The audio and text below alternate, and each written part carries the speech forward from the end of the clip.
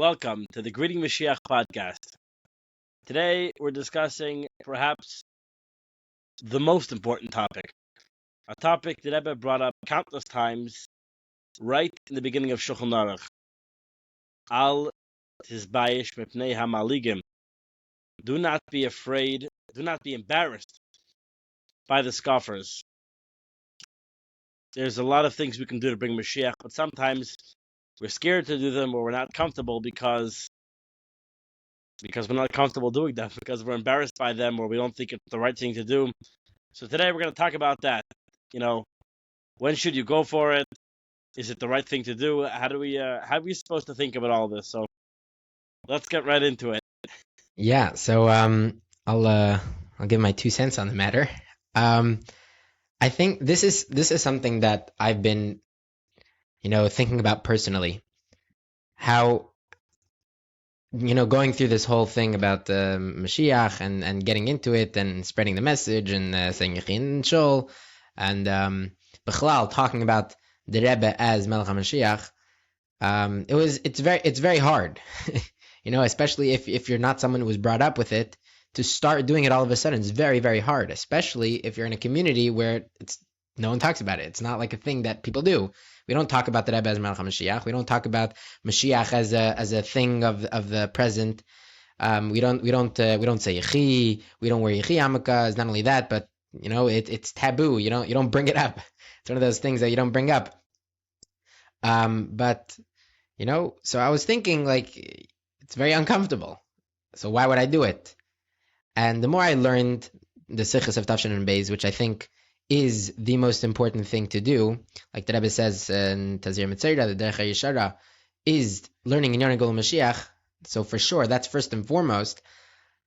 So learning the Sichos, you get more excited and more excited, and all of a sudden you're like, okay, now that I have all this excitement, I have to put it somewhere. I have to give it to someone.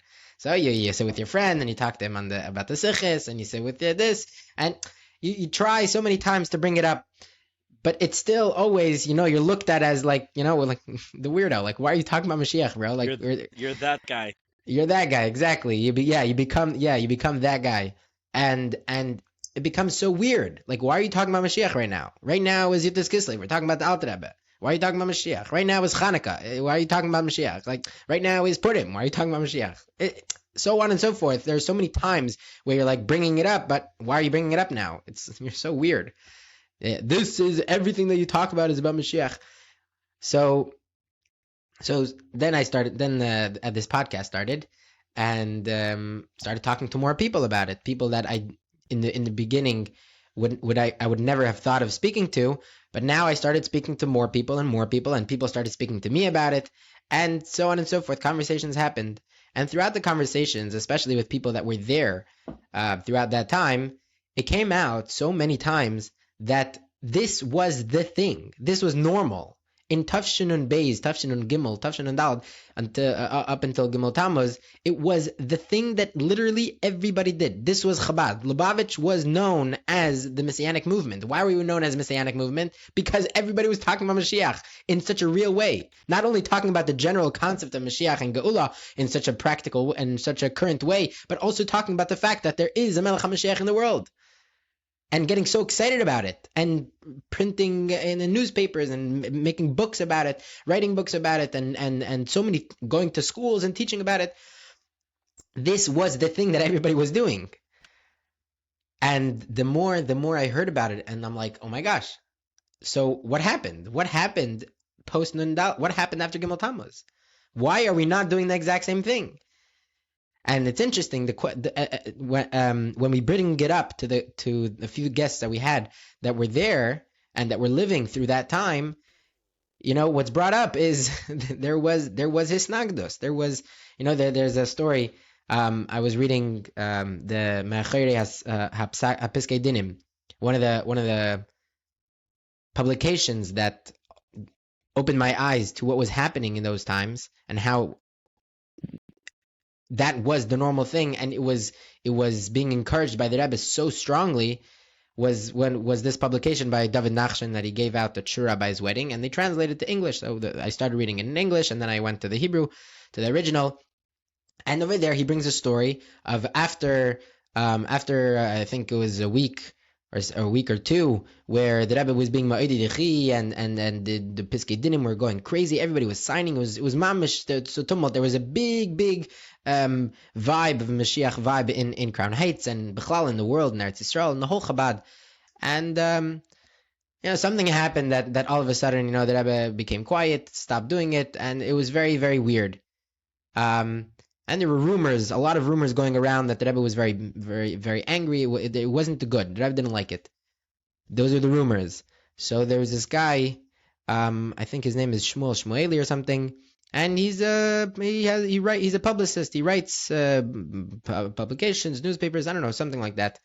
And he went by the Rebbe, and he asked him he wanted to do something specifically to do with Mashiach, and he asked him about it. He said, "Can I want to do this? But I hear that there's all these rumors and all that stuff." And the Rebbe says, I don't know, I forgot the whole thing, but there's one part that I do remember, and this is the Rebbe says, "Hekimu menagdim chadashim l'archakas limud hachasidus v'hashaychus l'zeh."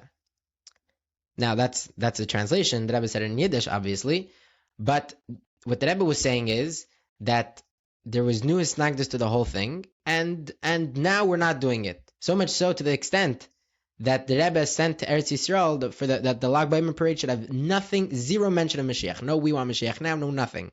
Just regular Judaism. Which is crazy, because that was going on for a decade already, the whole we want Mashiach now. Correct, and not only that, but it was post Chav Ches Nissen, where the Rebbe is like koching a Mashiach for right after Chav Ches Nissen for the next few weeks. The Rebbe was like heavy Mashiach, Geula, Geula. The whole thing was crazy. And Mitamol Lag B'Omer, the Rebbe is sending out that not only should we quiet it down, but we should completely remove it from the whole thing. Whatever. So David Nachshon says that all of a sudden we have new Isnagdus in Chabad. So. Going back to what I was saying, that I was speaking to the people and asking them about what happened, that all of a sudden it was just quiet. Right now, right? Chabad, Lubavitch is not known so much for its mainstream stance on Mashiach. Now it's more, the Mashiachist. They're right. Every Lubavitcher now, a big mashpia or a big speaker on the YouTubes or on the platforms are asked about this. The Mashiachist that believe that Rebbe is Mashiach. They're not asking it, what does Lubavitch hold? They're asking, what do you do about those guys that think this? What do you say about those guys that think this? So we see that right now, nowadays, it's very fringe. So we asked, what happened between Tavshin and Gimel and now? That all of a sudden it went from being literally the mainstream, the Rebbe being ma'ided it, to something that is so not only so fringe, but it's taboo to speak about it in your own shul. Not a Chabad house. In a shul, a anash, with Anshe Shleimenu.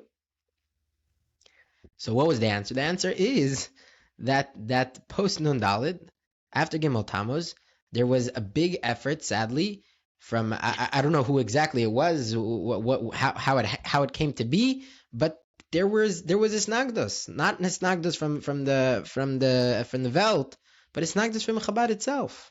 Sadly, there were times where people that spoke about the Rebbe as Melech HaMoshiach, and they said Yechi publicly and all these things, were felt to be, crazy.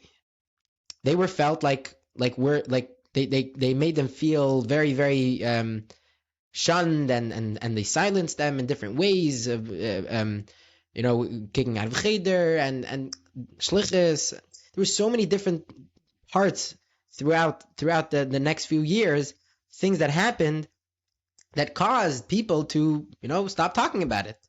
And what happens after you stop talking about something for a few years? It becomes something that, correct. It becomes pushed to the back burner. It becomes taboo.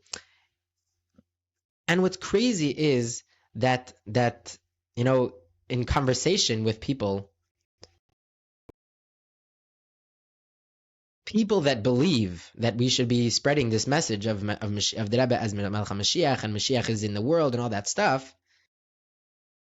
they feel like we have to atone for the mistakes that people with a similar thinking did 30 years ago, right? Why hasn't it been a thing for 30 years? It must be that we came off too strong. It must have been that we were the ones that were pushing You're it down saying people's throats.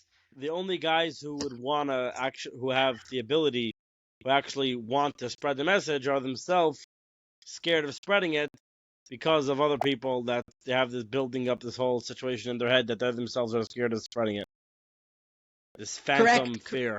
There's this. No. But what I'm trying to say is that the Tzad Shekeneged did such a good job that we ourselves are so uncomfortable with it. Nobody actually needs to make a problem. We invented ourselves. We invent the problem ourselves. Nobody actually complained about. Right. You're talking too much about Mashiach. But the thing is that it came from it started off as, yes, it was, people were complaining, and people were not only complaining, but it's at some points it became physical. Right. At some point it became physical. But for so long it hasn't been like that anymore. Right now it's like quiet, shash still. No one's talking about it. Why is what like this? Why do I not, right, in a group, in a room full of shluchim, right? There's no balabatim, there's no one else, there's no one that still is in the process of being mekarev to Yiddishkeit or Chassidus.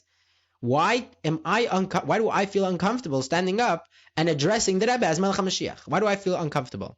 Right? If I'm saying l'chaim, you feel like you're making a statement, like you're trying to get someone. Like I'm not. I'm just saying the normal thing. Correct. And not only that, why do I feel like if I say this, I'm going to come off as being, I'm coming here and I'm putting this ideology down your throat that I believe that Rebbe is Melech HaMoshiach, and you also have to believe that Rebbe is Mashiach. Right. No. If I'm at a Farbrengen 770 and I'll start singing Yechi by the Farbrengen, that's like not a normal thing to do. Out of all of my years in yeshiva, I don't know if ever by a Farbrengen it not like naturally, like just like when they used to be normal Nagunim for Yidaf Nissen that people knew and cared about. People would sing every Farbrengen. You'd sing like the Nigun, if you'd sing like the Nigun from that year, like very normal thing to start. Or people who know this year's, I don't know it, but people who know it, if you know it, if you're in the yeshiva where everyone knows it, everyone sings it, very normal thing. Yechi should be the same thing. It's even in the, as far as I recall, I don't know if I mentioned the way when you sign it to go to all the Torah Shadal, you got to decide, you agreed, you sing Yechi by Farbrengen sometimes. So that's something we do in yeshiva over here. That's a normal thing. That's the whole point of everything. That the Rebbe is taking us out of Golos. But yet, I don't know if you've ever tried it. Starting Yechi by Farbrengen. I have. It doesn't catch on so well. No, and so everyone feels it. It's like, oh, what are you singing Yechi for? What are you trying to say? What are you trying to do? Ooh. I personally think that because there is this whole room, there's whole surrounding this Yechi, means that there is something to it. There is something to the singing of Yechi.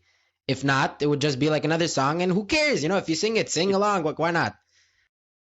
You would think it was as if like we invented this after Gimel Tammuz without the Rebbe's knowledge, and that's why it's so taboo. If you didn't know better. I mean, I don't want to speak ill of anyone, but just to illustrate, in Tafshin Ayin, the first time they made the big great parade. Great name, by the way. Shout out to my uncle for naming it. Anyways, yeah, you have the great parade was the first. I think that was the first great parade, and the real great parade is when we could see the Rebbe. But at any rate. And there was the first time they were doing these big events on Eastern Parkway, kind of with live streams and stuff. And after the Psukim, they said Yechi. Now I don't know what the politics was. They were supposed to say it. They weren't supposed to say it. I don't care too much for the fighting and politics, but it got. I'm sure you could you could find the clip online if you wanted to. It got very physical and it was very ugly, and it wasn't Big Kiddush Hashem. And from then on, the Seder became that on 770 they realized Yechi is gonna be set on the Parkway. But the live stream they always cut. Whenever there's an event on the Parkway, they always cut the live stream. and put a picture of the Rebbe. So, to save face for the rest of the world. the rest of the world. But it was like this crazy thing, the saying Yechi. Could you imagine? The Rebbe encouraged the Yechi before Nun Beis. They can get into whether or not why he did. He did it for a week, and then he stopped. With the Zim and Saida, and then afterwards during the week, the video, or the Rebbe encouraged it. You could say, yeah, but he didn't want to. If you have a Rebbe who does things he doesn't want to do, and I was just telling my students actually. And then you have the whole Megillah. And then you have the whole Megillah. Yeah, correct. The Rebbe's encouraging like crazy. Whatever the shita was before, obviously, now we're full on. Now the Rebbe's biz galus. Now, before, whatever dargas you want to talk about, the only people will tell you of Mashiach being Mizgala and it becoming important. Everyone agrees that at some point Mashiach is going to be fully Mizgala and he's going to be the king. When there'll be Beis Mikdash and Kibbutz Galias, no one's going to be a Kuz Mashiach. I don't care. I'll find out when you. When we walk into the Beis Mikdash. Right. Nobody. At some point, he's the king, and that's important, right? Correct. That happens at some point. We've passed that point. It's important. He's here. He's the king. The Rebbe was literally there, encouraging. The king is on his balcony, and he's encouraging the people. Yeah, long live the king, 100%. The Rebbe's getting into it. And if you've never watched the videos because you're scared, get over yourself for 5 minutes. It's taka nuts, whatever. I understand it's uncomfortable for some people. But it's important. You have to know what happened. You have to know this happened on the regular. This was the Seder. So literally nothing else matters. Nothing that happened before Nun Gimel matters. This alone is enough.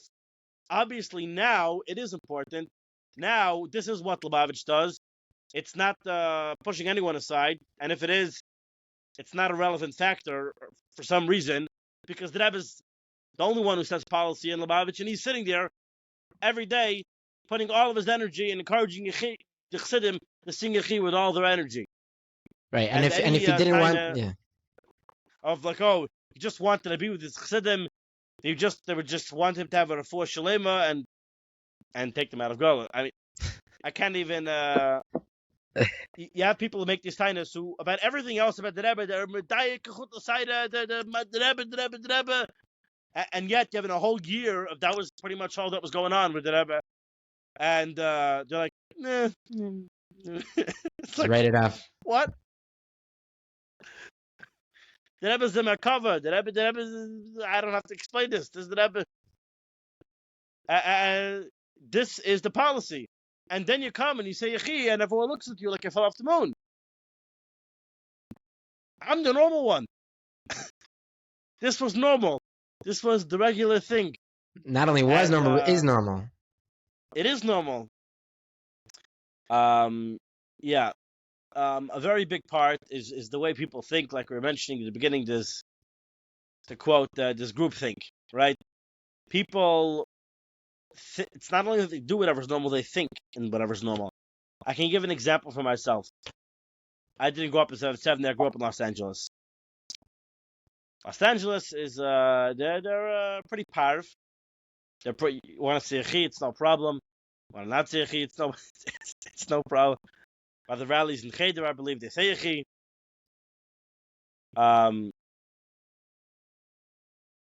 So I grew up. I had a Yechi yarmulka until I was bar mitzvah, which point I put on this yarmulka. I said Yechi. I had. You're a kid. You don't know how much do you understand. You have basic. The Rebbe's Moshiach. Of course, the Rebbe's alive. You don't really know what that means, but sure, why not? The Rebbe, of course, yeah. You know, the Rebbe's alive. Obviously.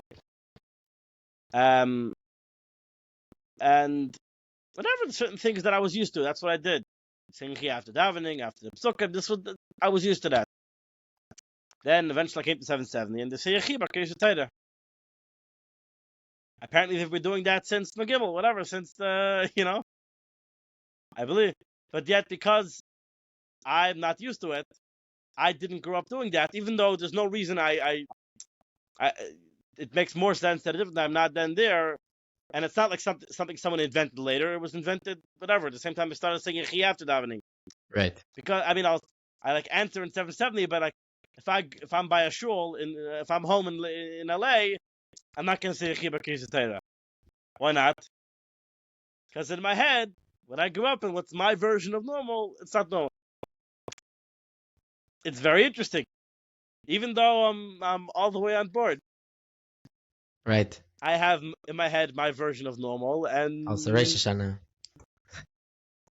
Rosh Hashanah. Before Tkiyas, that's also like, but it makes Rosh Hashanah before Tkiyas makes like way more sense than like the rest of the year.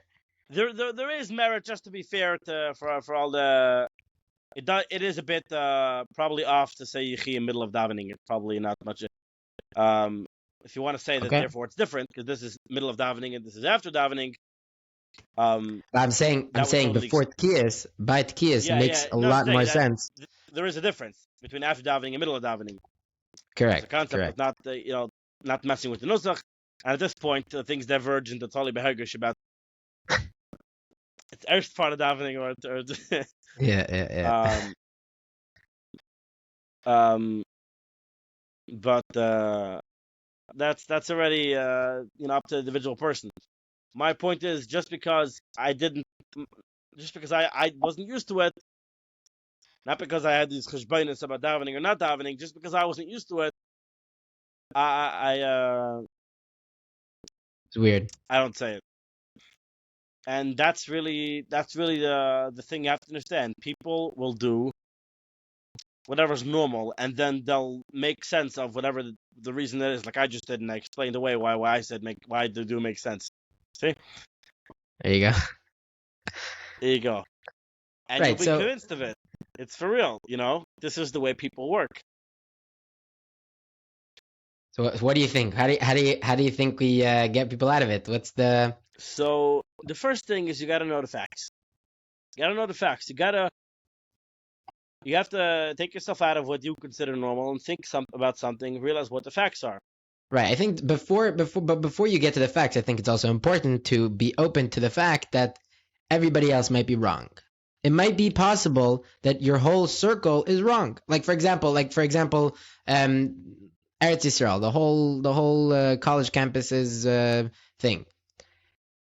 Before they're open to sitting in front of you and listening to what you have to say about the facts of the whole conflict, they have to be open to the fact that everybody that is around them, all the tents, all their friends, all their professors, they're all wrong. Because if they don't have that, if they don't have that in their mind, facts today to tomorrow, you could say, but what do you mean? My professor's telling me this. It can't be that the facts you're telling me are correct because all my friends. How is it possible that the facts that you're telling me are correct and all these people are getting it wrong? So before you get to the facts, you have to first and foremost, you have to be open. Everyone correct. can be wrong, but not again. And what we're trying to say is not that everybody is wrong, but it's possible. But you have to be open to the possibility. Correct, to the possibility. And then once you're open to that possibility, then it's like, okay, now tell me the facts. I'll look into it, and then I'll make a decision on myself. I don't know if it's true in the Jewish world, but definitely in the non-Jewish world, truth isn't the currency anymore. I don't know if it ever was, but truth is not like the Burim in the beginning. That the Shalom Aleichem was true. Amal, people really meant it. They were taka happy to see you.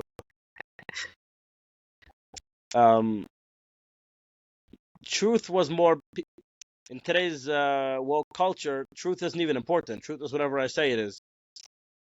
That's the current sickness in the Gay Cheval. That it's like I can be whatever I want to be because I said so.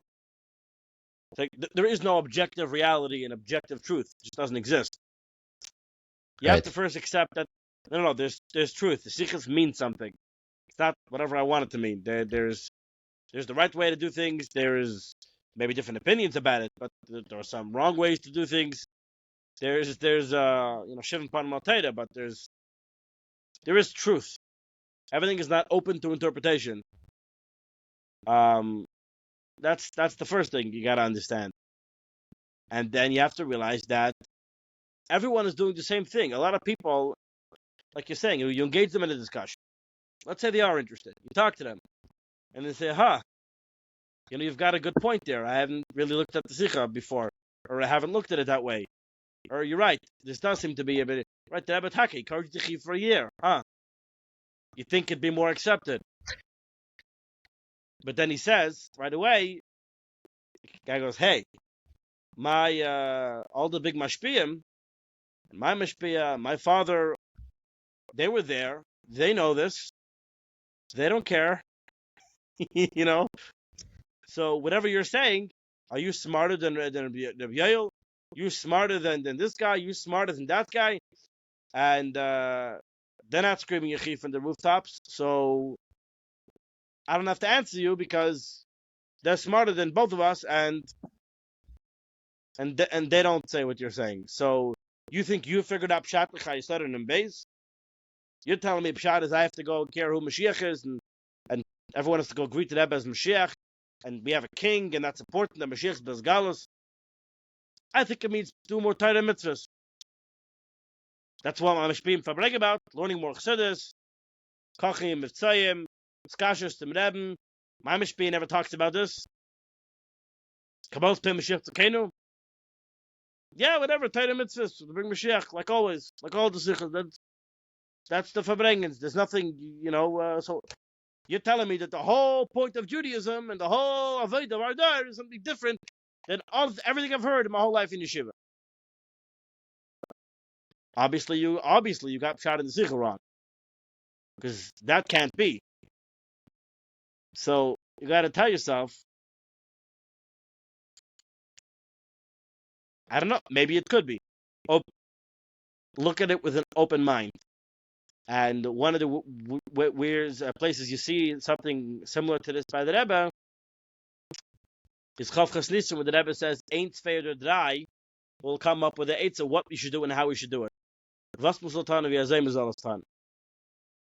And then people say the Rebbe, like the said he was talking about, just myself and Torah mitzvahs. That's nothing new. The Rebbe can't tell us that myself and Torah mitzvahs. He's got to play this whole, excuse my language, game of like, figure out what to do. I don't know. I give up. I can't do it anymore. Let's see what you guys can figure out. Maybe you'll have 10 akshanim and 1, 2, or 3 people will figure out what to do. What are they figuring out? Do Torah mitzvahs. That's what they should do. What do you mean? What's the kunz? What do people have to figure out what to do? 1, 2, or 3 people? It should be obvious to everyone. Like, what's the... No, the Rebbe's saying. Could be everyone's going to miss the point. Everyone's not going to know what the Rebbe's talking about. And 1, 2, or 3 people will get it. And they'll figure out an idea of how to inspire everyone to care about Mashiach, which the Rebbe was talking about. You guys don't actually... You're still in the Galus Primi. You don't really care about Mashiach. So maybe come up with an idea of how everyone should start caring and start actually... that's what's necessary, to really care about Mashiach. That's you'll bring the Gula. You figure out how to actually make it happen. 1, 2, or 3 people. So don't be scared. Think about it. And if you have a question, I'm not telling you to ignore your mashpiyim. Chas v'shalom. I'm telling you to ask them. Don't just assume. Go over to your mashpiyah. Ask him. Hey, I was talking to a bacher, and he, was talking to someone, and he told me something very interesting. He was telling me about the sikh of the Rebbe. How do you understand that? And don't let him get away with the same answer you thought to yourself that his mashpiyah. Talk about it. It has to not be taboo. We're scared to even ask someone because we sound crazy, or we sound like we're getting political, or we sound like too whatever. Yeah. And everyone just goes, "Oh, it's been rehashed already for 30 years. Talk about it again. Yeah, see if that helps. If it didn't help for 30 years, it's not going to help now." It's like, guys, this is all we have. The Rebbe left us instructions how to bring the Geula. He left us siches. He told us what to do. This is what we need to focus on. You have people right now on shluchas, and they don't have a clarkite in what exactly the shluchas is. No fault of their own. They have a general vision. We're bringing the gula, we're going on shluchas, spreading Torah mitzvahs. but you ask them the finer points of what exactly is Pshat, Chaysaron, and Beis, they don't have a clear answer. They don't really know. And why? Because it's taboo. Nobody's scared, and they'll say it's Himmlish. It's not so clear. It's not so clear, then how you want shlichus? What are you doing? What do you mean it's not clear? So what shlichus? Shlichus is whatever it's been before, whatever is in the ether, whatever everyone knows what shlichus is. A round of applause for the whole world. That's shlichus. We're spreading Torah and mitzvahs in Yiddishkeit. But I don't know. You look at Chaysar, it's not so clear what shlichus is. The Rebbe was adding a whole new depth to shlichus. What was that depth that he was adding? He was clearly, if you said a sikh about something, and if you're going to tell me it was yourself in Torah mitzvahs or something, that's not what it says. And if you're satisfied with that, you got another thing coming. Talk to your mashpia. Tell him, no. What does it say? Come on. Explain it. This is it's like the most important thing. What's going on over here? We need to make it normal. And when it becomes normal, people are willing to accept whatever it is. You saw it during COVID. Whatever was normal, the CDC could have changed their minds every 5 minutes. Whatever was the current guidance, the official public health ordinance, that's what most people, or a lot of people, followed. It could have changed on a dime. And they could have said that they lied about it, and now they understand differently, and now they know the science. Okay, well, now they know. It's good. Now I believe them, sure. Whatever is normal, whatever is the regular thing, and we're trained to do that because you got to trust. How else are you supposed to live your life? You can't be an expert on everything. That was the Rebbe's constant advice. Ask an expert. You do have to trust the experts to an extent. But at some point, we're here 30 years after Gimel Tammuz. Tapara de Plachu, if we're still in Golos over here, whatever we're doing, either we need to do more of it, or it needs to be boosted, or we got to change course. You got to evaluate. We can't just keep smooth sailing. It's all good. In 1,000 years ago, if Mashiach didn't come yet, it was very sad. And Ani Mamin in every second of Golos and Shchinta Begalusa. But you had no reason to suspect you were doing the wrong thing. The Rebbe gave us instructions that we don't have a clear clarkite on what exactly the instructions were. You should have reason to suspect. Every day that the Gula is not here, you should be reevaluating, am I doing the right thing? Is this what the Rebbe intended? Is this the shlichus? Do I have a conviction? Obviously, all you can do is, hey, you can have conviction, you can have Kabbalah Soil. That's what we got to live with. Well, obviously, we're people with seichel, with midas, and we're meant to do. There's a system of our own seichel and Kabbalah Soil to what we're supposed to do, and that's all we can go by. But you got to figure: are you doing all that you can to figure out what it is? You can't afford to be shy about this. This is the last final thing. You don't know, ask. If there is anybody, I implore you, who doesn't know what Kabbalah means. If you don't know what that sentence means, then how could you possibly be bringing the Gula? The Rebbe told us that's the only thing remaining. So you've got to know what that means. It can't be fuzzy. It's not good enough. And if you're okay with it being fuzzy, it's not because you have a shita about it. It's because you don't feel comfortable talking about it.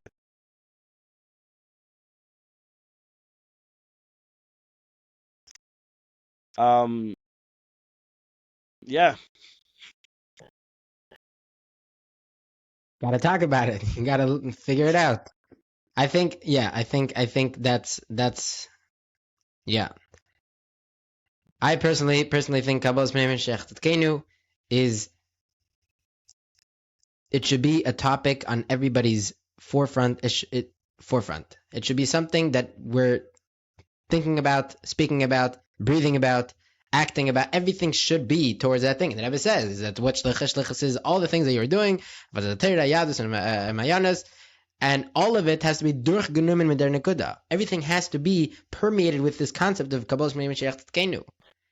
And I think what that means, in the most simplest of explanations, is Mashiach has got to be in everything. Everything has got to be permeated with this concept of Mashiach. And not only this general, whoever this Messiah, Redeemer. No, but there's a person. There's a Melech HaMoshiach. It exists. Got to be like Rabbi Akiva. Got to go around, spread the news, spread the message. Rabbi Akiva's story is pretty crazy. Just you're bringing it up. The story of Rabbi Akiva. It's wild. It's actually wild. We heard it since we were 2, but it's actually wild. Yeah, this guy, total amaretz. He's 40, full on, and he becomes. He was away for 24 years from his house. And he becomes in the Kula Libet Akiva. The whole Torah was we have the entire Torah Shal Pez from Rabbi Akiva.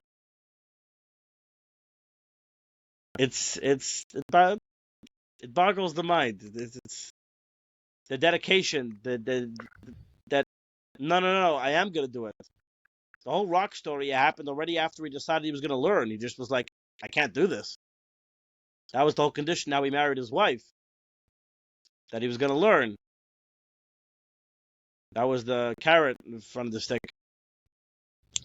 I'll marry you if you agree to this. And you can imagine what type of guy Rebbe Akiva was at the time. Whatever. Sure. And he's like, okay, fine, I'm gonna do it, but I can't do it. You couldn't get it in. Then he sees the story with a rock dripping, and he learns a lesson from it, and he says, I'm gonna go do this. It wasn't like it was at one point he was like, I can't do this. And then he was like, yes, I can. And he went for it. And he was successful. Beyond his wildest dream. I heard a sikha about this that I was talking about the Akiva. And he says, before Rabbi Akiva did this, he was poor. And after he dedicated himself to Torah, and he was totally involved in Torah. He wasn't busy with money, nothing. He was entirely also in Torah. Then he became rich.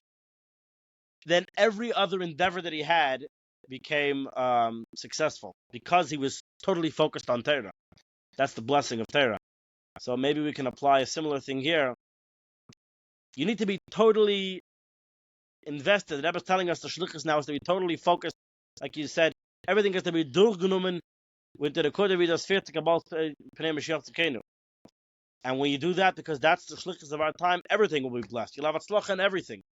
People are concerned, they're worried that if they're going to focus too much on Mashiach, they're going to push people away. They're not going to be accepted, they're not going to be successful in their shlichus or anything else they're trying to do. If this is the shlichus of our time, then doing that is going to bring you the most success. The more you focused on it, the more you kochen it. In Beifin of Asia, Teir, Kalim, the Thicken, Taka, but you'll be more successful in everything. Even though it might seem counterintuitive, just like focusing totally on Torah, Rebbe says, no, that makes everything else successful. He became rich afterwards. That's the key, because that was his job. That's the Torah. The Torah is the bracha. So let's do it. Don't be shameful. Don't be embarrassed. Kachem Mashiach. Ask about it. Talk about it. Learn about it. There's nothing else. This is where it's at. It's Mashiach. All roads point to Mashiach. So let's do it. ועד כדי כך המדב גולהוב מהדר עם זול מחי זין, יחי המלך.